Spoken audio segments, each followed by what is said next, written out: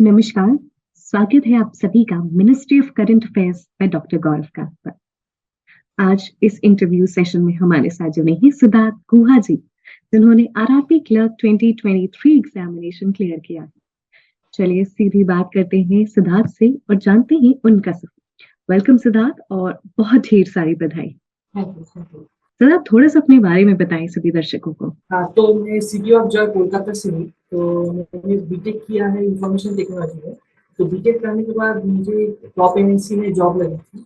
और एक एग्ज़ाम होता है इंजीनियर्स के लिए गेट करके, तो मैंने उस समय फोर्थ ईयर में उसको क्लियर किया था। तो उसके बेसिस पे मेरा एडमिशन हुआ था एमटेक में। जादवपुर यूनिवर्सिटी एक कॉलेज है कोलकाता में। वहाँ से मैंने मास्टर्स इन सॉफ्टवेयर इंजीनियरिंग किया। तो उसके बाद फिर मुझे लगा कि मुझे गवर्नमेंट जॉब की प्रिपरेशन करनी चाहिए, because my father is also government servant. तो फिर मैंने एनालिसिस किया कौन सी मैं कर सकता हूँ। तो मैंने बैंक का सिलेबस देखा तो मुझे लगा कि मैं ये कर सकता हूँ। तो अराउंड 2021 अर्ली में मैंने प्रिपरेशन चालू किया बैंक में। 2021 में मैंने एग्जाम दिया, कुछ हुआ क्लियर, कुछ नहीं हुआ, कुछ इंटरव्यू से रह गया। फिर मैंने 2022 से फिर से प्रिपरेशन शुरू की और लग गई जॉब। सिद्धार्थ, आप इंजीनियर हैं, आपने एमटेक किया और जादवपुर यूनिवर्सिटी बहुत ही रिनोन्ड यूनिवर्सिटी है। फिर वो फील्ड छोड़ के आप एकदम totally different field RRB clerk कैसे आना हुआ? हाँ, तो मैं तो क्योंकि आईटी फील्ड में आपको कोडिंग वगैरह करना पड़ता है, तो फिर मैंने एनालिसिस किया कि क्या मैं ये जॉब अगले 20-30 साल कर सकता हूँ। Because money was never the priority. मतलब IT job is a high paying job और you can make money, but मैंने ये सोचा कि मैं कौन सी जॉब ऐसे है कि मैं नेक्स्ट 20-30 ईयर्स कर सकता हूँ। तो फिर मैंने देखा कि बैंक की जो डायनामिक प्रोफाइल है, आप बहुत सारे अलग अलग काम कर सकते हैं बैंक में, बहुत सारे सेक्शन हैंडल कर सकते हैं। तो मुझे लगा कि मुझे इस जॉब में जाना चाहिए। और वैसे भी बैंक एक डिजिटाइजेशन की तरफ देख रहा है, तो मेरा आईटी बैकग्राउंड भी है, तो मैं मुझे लगा कि मैं इस पर ग्रो ज़्यादा कर सकता हूँ। और बैंक जॉब एनी एक सोशल रेस्पेक्टेबल जॉब है। तो ये सब सोच के मैंने ये डिसाइड किया कि मुझे, और एक गवर्नमेंट जॉब का फैसिनेशन भी था। तो ये कलेक्टिव डिसीजन है, कोई एक सिंगल डिसीजन ऐसा नहीं। सिद्धार्थ, बहुत बड़ा स्टेप होता है जब आप करियर चेंज करते हैं और वो भी इतनी इतनी प्रेस्टिजियस जगह से आप आरआरबी की आपने तैयारी शुरू की। क्या माइंडसेट था basically and was it an easy decision? Mindset ये था कि मुझे पता था कि मैं ये कर सकता हूँ, डेफिनेटली मैं कर सकता हूँ। तो क्योंकि मैंने सिलेबस देखा था और काफ़ी सब्जेक्ट्स मेरे ग्रिप में थे, क्योंकि मैं इंजीनियर हूँ, तो मैथ्स तो मेरे ग्रिप में था और इंग्लिश मीडियम बैकग्राउंड से भी हूँ। तो फिर यही था कि परसिवियरेंस चाहिए एक गवर्नमेंट जॉब पाने के लिए। ये मेरे दिमाग में था और मैं प्रिपेयर्ड था इस स्ट्रगल के लिए। तो इसी माइंडसेट से कूद गया और बस पहली अटेम्प्ट में कुछ गलतियाँ हुई थी, बट उसको रेक्टिफाई किया मैंने, फिर सेकंड अटेम्प्ट में हो गया। सिद्धार्थ, आपने कहा कि पहले अटेम्प्ट में कुछ गलतियां रह गई थी, तो उन गलतियों से ही शुरुआत करते हैं। कैसे आइडेंटिफाई किया, कैसे रेक्टिफाई किया? तो पहली गलती ये थी कि मैंने जीके को इतना इम्पोर्टेंस नहीं दिया था, ठीक है, जो मुझे करना चाहिए था। और सेकंड चीज़ ये है कि मैंने मॉक्स इतना ज़्यादा नहीं दिया था। तो मेरी आई वाज़ प्रिपेयर्ड, बट क्योंकि मैंने मॉक्स ज़्यादा नहीं दिया था और जीके भी मैंने नहीं पढ़ा, तो मेरा सिलेक्शन रुक रहा था इसी वजह से। क्योंकि जब मैं एग्ज़ाम देने जाता था, तो मेरे दिमाग में जब मैं क्वेश्चन पकड़ता था, मेरा ये था कि अगर ये नहीं हुआ तो मेरा एग्ज़ाम अब नहीं निकलेगा। तो ये था, डर था बेसिकली माइंड में, ठीक है। तो उसको मुझे लगा कि मुझे ओवरकम करनी चाहिए, और ये तभी किया जा सकता है जब आप मल्टीपल मॉक्स देंगे।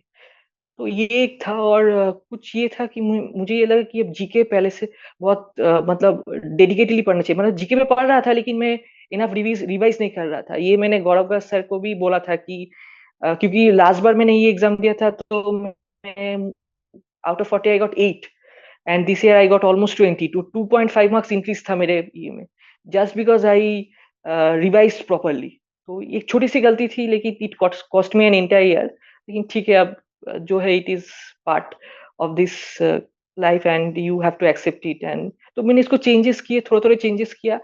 तो यही चेंजेस मेरे 20-30 नंबर मतलब बढ़ा दिया मार्क्स, और मेरा सिलेक्शन अब देख सकते हैं कि हो गया। सिद्धार्थ, अगर कोई प्रिपरेशन के भी स्टार्टिंग में है और आप इन गलतियों से, आपने जैसे बताया कि इन गलतियों को ध्यान में रख के कैसे स्ट्रैटेजी अपनी बनाई एकदम स्क्रैच से? सो पहले तो एस्पिरेंट को ये देखना चाहिए कि 4 सब्जेक्ट में उसका कोई स्ट्रेंथ है भी या नहीं। मतलब मान लीजिए कि अगर इंग्लिश है, तो अगर किसी ने इंग्लिश मीडियम स्कूल में पढ़ा है तो ही और she has an extra edge, ठीक है। सिमिलरली मैथ्स, तो पहले तो ये दिखना चाहिए, और सेकंड चीज ये फॉलो करना चाहिए कि एग्जाम में क्वेश्चंस कैसे आते हैं, ठीक है। तो वो प्रीवियस ईयर मॉक मिल जाता है, तो वो देखना चाहिए कि कैसे एग्जाम से मॉक क्वेश्चंस आते हैं, तो उसको एनालाइज करना चाहिए और क्या अप्रोच होना चाहिए। मान लीजिए फॉर एग्जाम्पल रीजनिंग में पजल, ठीक है। तो उसको एस्पिरेंट को ये देखना चाहिए कि प्रीलिम्स के puzzle in what time he should solve, he should analyse this, ठीक है। और मान लीजिए मेंस में कि कौन से क्वेश्चंस को छोड़ना चाहिए, कौन से क्वेश्चंस को पिक करना चाहिए, ये प्रैक्टिस से हो जाता है। If anyone is preparing seriously, a candidate can understand, ठीक है। सेकंड चीज ये है कि एक चीज जो है कि एग्जाम हॉल में अननेसेसरी प्रेशर नहीं लेना चाहिए। मतलब if I am going to the exam hall, I should be brave enough to attempt a question, ठीक है। मेरे फर्स्ट अटेम्प्ट में ये था कि मैं अगर क्वेश्चन पकड़ रहा था तो मेरे दिमाग में ये चल रहा था कि अगर ये गलत हो गया तो खत्म, मेरा एग्जाम खत्म, ठीक है। पर मुझे पता था कि मैं कर सकता हूँ, तो मैंने कुछ चेंज नहीं किया। मैंने जो सेकंड अटेम्प्ट इस साल मैंने किया कि मैं क्वेश्चन को पकड़ता था, ठीक है। तो मैंने जब अटेम्प्ट करना शुरू किया, मैंने कभी ये नहीं सोचा कि अगर ये नहीं हुआ तो क्या होगा। मैंने क्वेश्चन पकड़ा और ये सोचा कि हाँ मैं ये कर सकता हूँ, ठीक है। तो ये जो छोटे छोटे चेंजेस है, ये जो छोटे छोटे, मतलब देखिए प्रिपरेशन सभी कर सकते हैं, मटेरियल्स अवेलेबल है, ऐसे कोई बड़ी बात नहीं है। लेकिन ये जो छोटे छोटे माइंडसेट, जैसे माइंडसेट होना चाहिए एक एस्पिरेंट की, अगर मैं क्वेश्चन अटेम्प्ट कर रहा हूँ तो I will attempt it with the fact कि हाँ मैं कर सकता हूँ, तभी एग्जाम में होगा। अगर मैं एग्जाम प्रेशर में आ जाऊँ कि अगर नहीं हुआ तो क्या होगा, एक्सेट्रा एक्सेट्रा, उस 3 घंटे यू टू बी काम, ठीक है। तो एस्पिरेंट मतलब ऐसे जनरल सभी फॉलो कर सकते हैं, लेकिन एग्जाम हॉल में क्या क्या होना चाहिए, क्या क्या माइंडसेट होना चाहिए, you have to be calm and you have to focus on the exam, ठीक है। I think no one tells this, but an aspirant should think about this कि अगर, और वो मॉक्स से आएगा, ठीक है। अगर the more you give मॉक्स, you will understand कि कौन से क्वेश्चन छोड़ने चाहिए, और एक सिमुलेशन भी होता है कि रियल एग्जाम कैसा हो सकता है। तो ये छोटी छोटी चीजें एस्पिरेंट को ध्यान देनी चाहिए। और बाकी सब्जेक्ट वाइज स्ट्रेटेजी, मुझे लगता है कि हर कोई मतलब everyone has access to internet and everyone can prepare. तो ये मुझे लगता है कि एस्पिरेंट को फॉलो चाहिए, और 6 या 7 एग्जाम में एक एग्जाम तो डेफिनेटली निकलेगा उसका। तो सिद्धार्थ, आपने जैसे भी बताया कि एक कंट्रोल्ड एटमॉस्फेयर, एक कंट्रोल्ड माइंडसेट होना इम्पोर्टेंट है। अगर यही नहीं है तो आपने जो भी पढ़ाई की है उसका रिफ्लेक्शन आप अच्छे से एग्जामिनेशन में नहीं दे सकते हैं, और उसका जो तरीका है, एग्जैक्टली। जो रोड मैप है, जो रोड वे है, दैट इज ओनली मॉक। थोड़ा सा इस जर्नी के बारे में बताएं। Controlled atmosphere, controlled behaviour and mock test. So पहली चीज तो ये है कि मॉक टेस्ट में क्या होता है कि आपको पता चलता है कि जब आप पहली बार मॉक दे रहे हैं कि आपको, मान लीजिए आपने गलत क्वेश्चन पिक कर लिया, ठीक है। तो आप अवेयर हो गए कि इस क्वेश्चन को मैं लास्ट में पिक करूंगा अगर एग्जाम में आता है, ठीक है। बिकॉज अगर मैं प्रीलिम्स की बात करूँ तो ऐसे कोई चेंजेस नहीं होता कि नया पैटर्न का क्वेश्चन आ गया, जनरली ऐसा नहीं होता, ठीक है। और मेंस के लिए तो मेंस के लिए ये, प्रीलिम्स के लिए अगर आप पहले से मॉक दे रहे हैं तो आप आराम से प्रीलिम्स भी कर सकते हैं, ऐसे कोई बड़ी बात नहीं है। मेंस के लिए ये बोलूंगा कि जब कोई एस्पिरेंट मॉक दे रहा है तो उसको ये देखना चाहिए कि कैसे कौन से क्वेश्चन में करूँ, तो ताकि वो क्वेश्चन एक मार्क्स पे कन्वर्ट हो। मतलब मान लीजिए मैंने क्वेश्चन गलत क्वेश्चन उठा लिया और 10 मिनट इन्वेस्ट कर दिया, तो मुझे मार्क्स भी नहीं मिला, टाइम भी गया, ठीक है, एग्जाम भी खराब, और फिर दिमाग में एक प्रेशर आ जाता। अब अगर ये सब एक्सपीरियंस कर रहे हैं, फिर एक एक होता है एग्जाम प्रेशर, ये नेचुरल है। No matter how much you prepare, you will feel like you have not prepare anything before the exam, ठीक है। This is a natural thing. तो इसके लिए, इस चीज को ये करने के लिए मैं क्या करता था, मैं एग्जाम हॉल में जाता था और फिर मैं बैठ के सोचता था कि ठीक है, ये पहले सेक्शन आएगा, ये अगर क्वेश्चन है तो ये मैं करूंगा। मेरे दिमाग में एक फ्रेम है, एक माइंड सेट। जब मैंने मान लीजिए कि पहले सेक्शन रीजनिंग आ गया फॉर एग्जाम्पल, ठीक है। मैं मेंस के लिए बता रहा हूँ, प्रीलिम्स हर कोई कर सकता है, अगर थोड़ा सा प्रैक्टिस हो तो कोई ऐसी बड़ी बात नहीं है। मेंस के लिए मैं क्या करता, मान लीजिए कि रीजनिंग आ गया, तो कंट्रोल एटमोसफियर कैसे क्रिएट करना है, पहले तो काम होना चाहिए और पहले फिगर आउट करनी चाहिए कि पेपर है कैसा, ठीक है। बिकॉज 4 या 5 सेक्शन में एक क्वेश्चन टफ आएगा, तो आपको समझना पड़ेगा कौन सा सेक्शन टफ दिया है, ठीक है। तो मान लीजिए कि मैंने देख लिया, फिर मैं क्वेश्चंस 2 मिनट देखूंगा कि कौन कौन से क्वेश्चंस दिए हैं, क्या लेवल है। वो अगर प्रैक्टिस हो तो आपको समझ में आ जाएगा कि क्या इस सेक्शन, मान लीजिए कि रीजनिंग का सेक्शन है, क्या इजी है या टफ है, वो समझ में आ जाएगा स्टूडेंट। तो फिर मैंने फिगर आउट किया, एक ये था मार्क फॉर रिव्यू करके। तो मैंने मार्क फॉर रिव्यू कर लिया कि कौन से क्वेश्चंस को करना है, कौन से को छोड़ना है, ठीक है। अब मैं कैसे अटेम्प्ट करूंगा? फर्स्ट मैं अटेम्प्ट करूंगा वो क्वेश्चन जो श्योर शॉट होंगे। फॉर एग्जाम्पल इससे coded blood relation, for example, ये श्योर शॉट होते हैं, ये गलती नहीं होती, ठीक है। फिर धीरे धीरे मैं उन क्वेश्चन, तो मान लीजिए कि मैंने 10 नंबर खींच लिया, फिर मेरा एक कॉन्फिडेंस आ गया, फिर मैं उस क्वेश्चन में जाऊंगा जो answer ten, for example puzzle, ठीक है, उसमें भी मैं देखूंगा कौन से मैं श्योर शॉट कर सकता हूँ। इसी को एक कंट्रोल एनवायरनमेंट बोलते हैं, कि मैं काम होके मैं सोचूं कि कौन से, मैं 5 क्वेश्चंस कम करूंगा, ठीक है, लेकिन मैं जो क्वेश्चंस करूंगा, जो क्वेश्चंस पकड़ूंगा, उसको मुझे मार्क्स में कन्वर्ट करना ही है, यही होगा माइंडसेट, ठीक है। तो ये करते करते करते करते आराम से मार्क्स आ जाते हैं, और यही मैंने अप्रोच फॉलो किया, और बस यही था, और कुछ ऐसा, कुछ अलग से कुछ ऐसा नहीं था, और बस यही था कंट्रोल एनवायरनमेंट, इसको ही कहते हैं कि आप एग्जाम हॉल में देखो कि कौन से क्वेश्चन आप कर सकते हो या नहीं। तो यही है कंट्रोल्ड एटमोस्फियर। स्टडी आईक्यू गौरव सर का कितना अहम रोल रहा है आपके प्रिपरेशन में? आई थिंक मैंने जब सर को, मैंने लास्ट ईयर का मार्कशीट भेजा और इस ईयर का मार्कशीट भेजा, और सर ने एक पोस्ट किया था अपने ग्रुप में कि one of my favourite successes from 8 marks to 20 marks. तो दैट सेज इट ऑल कि सर ने कितना हेल्प किया। पर्टिकुलरली मैं अगर सर के कंटेंट के बारे में बताऊँ तो मैं एक एग्जांपल देकर समझाता हूँ आपको, मतलब सर का लेवल क्या है। तो मैं जीके के लिए मॉक टेस्ट दे रहा था, तो एक क्वेश्चन था कि इसरो ने एक रॉकेट लॉन्च किया, उसका नाम है RH-200, समथिंग ऐसा कुछ था। क्वेश्चन में था कि 200 क्या डिपिक्ट करता है। तो मैंने जब क्वेश्चन देखा मॉक में, तो मुझे लगा कि ऐसे ऐसे तो मैंने नहीं पढ़ा, ठीक है। तो फिर मैंने गौरव गर्ग के सर के video, I went to this video where he covered this question, and surprisingly, I saw he even covered what is the meaning of 200 in RH-200, and I was shocked कि सर ने, क्योंकि sir सिर्फ एक liner news नहीं cover करते, उसके उस details को कवर करते हैं जिसके प्रोबेबिलिटी है आने के, चांसेस है आने के एग्जाम में, ठीक है। तो मैंने जब देखा कि सर ने बोला कि 200 का मीनिंग है डायमीटर, तो मैंने फिर लगे कि मुझे लगा कि हाँ यही है। तो मैं पिछले साल भी मैंने सर को फॉलो किया था, पर मेरे रिटर्न, मतलब मैं परफॉर्म नहीं कर रहा था। तो मुझे याद है कि मैंने एक दोस्त ने बोला कि तू छोड़ दे, ठीक है, तू कुछ और सोर्स कर। तो फिर मैंने ये क्या, देखी मैंने ये किया कि नहीं, कुछ तो मैं गलती कर रहा हूँ जिसके लिए हो रहा है। फिर मैंने एनालाइज किया, मैंने रिविजन ही नहीं किया था। आपको मल्टीपल रिविजन करना है उसको कन्वर्ट करने में। If you can not be like कि मैंने एक बार पढ़ लिया फिर आपको, क्योंकि एक तो है कि आपको एक स्ट्रेटेजी में आपको बताना चाहता हूँ कि अगर करंट अफेयर्स को एस करना है तो दो स्ट्रेटेजी, एक है कि एग्जॉस्टिवली और एक्सटेंसिवली पढ़ना है, मतलब 6 महीने तक मिनिमम पढ़ना है और डेप्थ में पढ़ना है, ठीक है। तो उसके लिए सर कराते थे, लेकिन मैं रिविजन नहीं करता था, ये मेरी गलती थी, ठीक है। तो उस गलती को मैंने सुधारा और मैंने मल्टीपल रिविजन किया एग्जाम से पहले। और क्योंकि सर काफी जो जो न्यूज पढ़ाते हैं, मान लीजिए कि 80% तो आ ही जाएगा एग्जाम में, ऑलमोस्ट 80% आ जाएगा। आई थिंक आप अगर स्टूडेंट्स के मार्क्स भी देखें जो सर के साथ पढ़े, 20, 22, 24, मोर देन 50% वो स्कोर करे, जो इनफ है एग्जाम निकलने के लिए, because without GK it will not happen, and मैंने ये एक्सपीरियंस किया है। तो जो भी सर को फॉलो कर रहे हैं, मैं ये कहना चाहता हूँ, sir have trust on sir, because normally क्या होता है कि इतने सोर्सेज है कि स्टूडेंट कंफ्यूज होता है कि ये भी पढ़ू, वो भी पढ़ू, ये भी पढ़ू।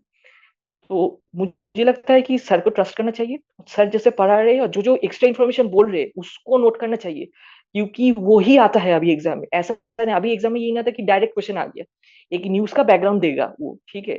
तो वो सर कवर करते हैं, तो मुझे लगता है कि अगर सर के वीडियो देखे तो आपको आराम से पता चल जाएगा। इनफैक्ट मुझे याद है कि मैंने जब एग्जाम खत्म किया था RRB क्लर्क का, तो मेरे बगल में एक लड़का था, उसने मुझे बोला हुआ था कि how much did you attempt, तो मैंने बोला कि ऑलमोस्ट 24। तो वो शॉक्ड हो गया कि ऐसे कैसे कहते हैं, I could only attempt 9 or 10, कहाँ से पढ़ते हो? तो मैंने बोला स्टडी आईक्यू से। बोला सर इतना कवर करते हैं? हाँ करते। तो फिर यही था, क्योंकि मुझे पता था कि जब मैंने एग्जाम दिया, फिर मुझे लगा कि अगर मुझे नौकरी मिलेगी तो ये जीके की वजह से ही मिलेगी, वरना नहीं मिलेगी, क्योंकि बाकी सब्जेक्ट मोरलेस स्टूडेंट्स कर पाते हैं, लेकिन ये जीके ही है जो डिसाइडेड है कि आपको नौकरी मिलेगी या नहीं। और आप देख सकते हैं कि क्योंकि मैंने सर को क्वेश्चन मार्कशीट भी भेजा था, तो उसमें भी रिफ्लेक्ट हो रहा है, डिफरेंस रिफ्लेक्ट हो रहा है पिछले साल इस साल। तो मुझे लगता है सर का contribution is something which I think I cannot be described in words. Siddharth, although आपने बता दिया कि कितना अहम रोल रहा है गौरव सर का आपकी जिंदगी पे इस एग्जामिनेशन क्लियर करने तक का, बहुत सारे स्टूडेंट्स की ये प्रश्न रहते हैं, वो जानना चाहते हैं कि इतना फ्री कंटेंट अवेलेबल है, तो फिर गौरव सर क्यों, उनका पेड कोर्स क्यों? देखिए ये तो पर्सनल चॉइस है, कौन क्या करना चाहता है, ठीक है। अगर कोई मुझे पूछेगा कि why Gaurav sir, I can tell how he teaches, what he covers, he covers such things which we can never think of. मैं एक न्यूज़ पढ़ सकता हूँ, लेकिन उस न्यूज़ के रिलेटेड क्या-क्या और आ सकता है, ठीक है? मान लीजिए कि एक स्कीम है, ठीक है? उस स्कीम का बैकग्राउंड क्या है? उस स्कीम को कौन इम्प्लीमेंट करता है? वो हर चीज़ गौर सर कवर करते हैं। हाँ, क्योंकि इस करंट अफेयर्स वो करंट अफेयर्स नहीं रहा कि डायरेक्ट एक न्यूज़ है वो दे दिया, वो नहीं आता अभी, ठीक है? तो आता क्या है कि उसका बैकग्राउंड न्यूज़, अब बैकग्राउंड में बहुत कुछ है, उसमें भी क्या पढ़ना है वो सर ऐसे मतलब है ना छाट के देते हैं एकदम, ठीक है? तो अगर सर जैसे कोई प्रोफेशनल हेल्प कर रहा है मुझे, ये हेल्प करने में मेरा टाइम भी बचता है, अगर मैं खुद करने जाऊँ बहुत टाइम लगेगा, ठीक है? तो यही है कि अगर सर को फॉलो करना है तो इसका रीज़न ये होगा कि सर हर एक न्यूज़ को इन डेप्थ कवर करते हैं और ऐसी-ऐसी डेप्थ कवर करते हैं, जो शायद कोई कैंडिडेट सोच भी नहीं सकता अच्छा ये आ जाएगा, लेकिन आता है वो। मैंने एग्ज़ाम्पल दिया कि एक रॉकेट का नाम है आरएस 200, 200 क्या है ये मैंने कभी सोचा भी नहीं था कि पढ़ते मैंने पढ़ लिया था, लेकिन मैंने कभी ये सोचा कि 200 का मीनिंग क्या है? तो फिर मैंने सर का तो सर ने वो भी कवर किया। तो सर कुछ सोच के ही कवर करते हैं क्योंकि सर का इतना एक्सपीरियंस है। तो मुझे लगता है एक तो पर्सनल चॉइस है बट अगर कोई मुझे पूछेगा तो मैं ये करूँगा सर इन डेप्थ कवर करते हैं और एग्ज़ॉस्टिवली कवर करते हैं। I think it is enough to clear I think it is enough to score more than 50% और आज के दिन 50% लाना एक बहुत बड़ी चीज़ है। मतलब इट विल एंश्योर सिलेक्शन मतलब आपको सिलेक्शन मिल जाएगा अगर कोई और सब्जेक्ट में अगर थोड़ा-सा खराब हुआ तो it doesn't matter that will ensure your selection. Sir खुद भी बोलते हैं कि ये जीके को एस करना चाहिए। मैं भी ये मानता हूँ कि सिर्फ़ 3 सब्जेक्ट पे डिपेंडेंट नहीं होना चाहिए, क्योंकि एक सब्जेक्ट टफ देगा, कौन-सा पता नहीं, तो वो जीके ही डिसाइडर होगा। और वैसे भी अगर कोई एस्पिरेंट सीरियसली फॉलो कर रहा है, तो वो जब क्वेश्चन पेपर देखेगा उसको लगेगा कि सर ने ही क्वेश्चन फ्रेम किया है। सिद्धार्थ, सेशन के एंड में है, कुछ फाइनल टिप्स, सजेशन आप सभी को देना चाहेंगे जो इस एग्ज़ामिनेशन की तैयारी कर रहे हैं? फाइनल टिप्स मैं ये देना चाहूँगा कि मुझे लगता है कि अगर कोई प्रिपेयर कर रहा है, तो उसका रीज़न सही होना चाहिए कि why do I do prepare, ठीक है? लोग बोलते हैं मोटिवेशन अंदर से आना है। मेरा ये था कि मुझे गवर्नमेंट जॉब चाहिए because my father is a government employee, मुझे भी गवर्नमेंट एम्प्लॉयी बनना था, ठीक है? तो मुझे कभी बाहर से मोटिवेशन नहीं मिला। सेकंड चीज़ ये है कि सिर्फ़ मोटिवेशन से या सिर्फ़ पढ़ाई करने से काम नहीं चलेगा, ठीक है? ये मैंने थोड़ी रिलेट किया, पढ़ाई एक पार्ट है, ठीक है? और भी बहुत सारे फैक्टर्स हैं। फॉर एग्ज़ाम्पल स्ट्रैटेजी, अगर आप गलत स्ट्रैटेजी से पढ़ रहे हो, तो नहीं होगा एग्ज़ाम क्लियर। तो क्योंकि स्ट्रेट को ईच सब्जेक्ट को कैसे अप्रोच करना है वो स्टूडेंट फिगर आउट कर लेगा। लेकिन स्ट्रैटेजी क्या होनी चाहिए उसको वो इंडिविजुअल टू इंडिविजुअल डिपेंड करता है कि उसका क्या माइंडसेट है, उसका क्या स्ट्रेंथ है, वो किस सब्जेक्ट पे खेल सकता है, ठीक है? उस वो किस सब्जेक्ट पे मा उसके लिए मैंने एक चीज़ मैंने ये किया कि मैंने प्रीवियस ईयर टॉपर्स का स्कोर कार्ड एनालाइज़ किया कि कौन से सब्जेक्ट में वो लोग मार्क्स खींच रहे हैं, ठीक है? तो ये पर्सनल चॉइस है। मैंने ये किया कि अगर मैं कोई एग्ज़ाम में जा रहा हूँ, तो मुझे ये आइडिया होना चाहिए कि कौन से सब्जेक्ट में मैं मार्क्स खींच सकता हूँ, कौन से सब्जेक्ट का लेवल क्या आता है। तो ये छोटी-छोटी रिसर्च एक स्टूडेंट को करनी चाहिए अपार्ट फ्रॉम स्टडीइंग। नॉर्मली क्या होता है मैं पहले कहता सिर्फ पढ़ाई करता था, ठीक है? अभी मैंने क्या किया पढ़ाई तो मैंने किया लेकिन मैंने एनालाइज़ किया कि कौन से पेपर में क्या क्वेश्चन आता है, कितना मार्क्स तक मैं खींच सकता हूँ, क्या मेरी स्ट्रेंथ है, ये पर्सनल टू पर्सनल है। तो मुझे लगता है ये सब एक कॉम्बिनेशन है टू क्रैक अ एग्जाम। एक सिर्फ पढ़ाई करने से नहीं होगा, यही है मतलब if you only study without any planning without exam will you will not clear the exam. This is a definite thing. Thank you so much Siddharth for joining us. बहुत थैंक यू, खुशी थैंक हुई, you, बहुत अच्छा लगा आज आपसे बात करके, आपके एक्सपीरियंस, आपकी लर्निंग्स को जानकर। Thank you, we wish you good health, good luck. Thank you, thank you.